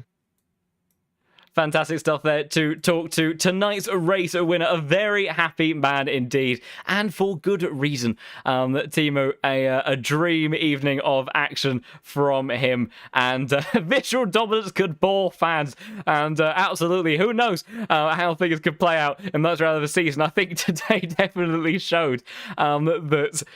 I mean, you know, the craziness that we had at Paul Ricard. We always know it's going to be a busy one, but my goodness, tonight was definitely an interesting one indeed. I could barely keep up with the incidents and the stewards' inquiries following from them on that front. I think the stewards had a bit of a tough time as well. Certainly, kudos to them for doing it their damnedest to invigilate that crazy race and evening of mega action. Meanwhile, after all of that and some fantastic racing, we will have a bit of a hunt through our results for the evening and see exactly how it all fared in the end. And as you can see, that we have Timo Karppinen ahead of George Boothby, A. Walsingham, and then Martin Lawrence ahead of Bastian Richter, Karekas, Menard, Jardier, Hoban, Burnt, Duacop, Gaskell, Campanella, Foch, and Barrier, with 11 positions gained there for Samir Foch, who I think may have won your Jardier trophy for today, with a trophy that I didn't actually even see on the grid start with. Albate has moved way up to P16 with Steuben, Rauch, Bischoff, Zimbel, Gamble, Leitonen, Poor, Schade, Frey, Koifel, Makovsky, Proel, Kargulu, Ruggiero, and Ida to the tail end of the grid. And then Tichanos, I think, and Stey, your final finishers with Whitehead, Torregrossa, Solon, Anderson, Del Fanta, and Kolosov, the last of your drivers to, or the fun those ones DNFing from tonight's race. So a crazy evening of action, which had a lot of twists and turns, but in the end, it was Bentley restoring itself to its top step of a podium. And my goodness, who would have thought that? It's been a while since the Bentley has been a competitive car, but it's one that yours truly, and I'm sure a lot of the other part of the community as well, have wanted to see being in a competitive spot once again, and fantastic to see it's up on the top step of the podium with Timo Karppinen. A dream evening of action for him and the Visceral Esports team. What a couple of weeks they have had. Obviously, misfortune for Steuben Rauch, last week's race winner tonight, but that team in fine form and looking to continue it into the final third of the season, where after your votes we will be leaving the sites of France, of Paul Ricard, and heading to Valencia for the ninth round of the season. 90 minutes of action there. Could be very interesting in terms of cars dealing with that extra 30 minutes. So often plays into effect with how cars manage their tyres. Depending on the temperatures, could really have a big change and effect on things as well, as we saw this evening. So I am sure it is going to be an incredible race once again. But this evening, after so much craziness, is going to come to an end. But what an evening it has been. Karppinen taking victory. But as we look towards next week, thank you everybody so much for watching. All of those that have followed the channel tonight. If you have enjoyed the incredible action, do consider following us here on Twitch to stay in tune with all of the action to the end of the season. You can also subscribe to the YouTube channel as well to either follow along or catch up with all of the crazy racing that we've had this evening. It'd be wonderful to have you guys all over there. And if you have enjoyed the action and fancy a little bit of a go yourself behind the wheel in the Low Fuel Motorsport community, we would love to have you very much indeed. And you can head to the lowfuelmotorsport.com website, get yourself a license, work your way up through the ranks, and start to compete on these immensely competitive grids, like you have seen from this evening. Some fantastic prizes up for grabs as well, and so much to look forward to in the future. There is daily racing, duo cups, endurance shenanigans, all sorts to get stuck into. And even if ACC isn't quite your cup of tea, you can also head over to all of the fun stuff on AC1. So much to dive into there, and also some voluntary off-roading on the WRC Club Championship as well within the community. And if you just want to be a part of this incredible community that is growing every single day, I think we're working towards some ridiculous, like 190,000 of you within the LFM group. It is incredible to have you all here. You can join our Discord server, stay stay in touch with all of the latest news and action. Make some friends. You'll be welcomed in with open arms and discuss all good things virtual and real racing. Make some friends and you will have a very nice time in there, I am sure. So much fun to share with all of this wonderful community. You're a lovely lot and we adore you all. So thank you everybody that is in there already, and we cannot wait to welcome more of you to that as well. And look forward to seeing where this journey takes us next week. Unfortunately, my championship standings aren't showing quite properly, but I believe if they are updated on the website at the very least, in fingers crossed, bear with, that's just uno memento for Mr. Commentator. There we go, updated they are indeed, and George Boothby has overturned a 25-point or so deficit with drop scores applied into an almost 200-point advantage, and the likes of Philip Manat, Eric Del Fanta looming ever closer to Niklas Huben. So a bad day for the German driver. Boothby leads away ahead of Huben and Manat with your top three like so, and Aidan Walsingham shoots up to P5 in the championship standings. If he's able to knock out some of those other drop scores that he has, he could very much still be a contender for the top three of the championship, so do not rule him out, as well as the likes of Grant Korekas, Florian Duakop. Drivers that have had some difficult races of points this season could very much be up there, and even Timo Karppinen has shot his way up into the top 10 as well, bringing that Bentley into P8. So much to look forward to as we head into the final third of the season. We have had 8 different winners in just as many races. The 9th round will head to Valencia as chosen by you. Who knows? Will we have a first repeat winner of the season, or will we see a new driver crowned a victor in season 15? We will have to wait and see, but I cannot wait to get stuck into the action. So thank you everybody so much for watching tonight. Look forward to having as many of there as possible for the 9th round of the Case King Pro Series. It's going to be a great one. Do not miss it. But for tonight then, everybody, it's goodbye.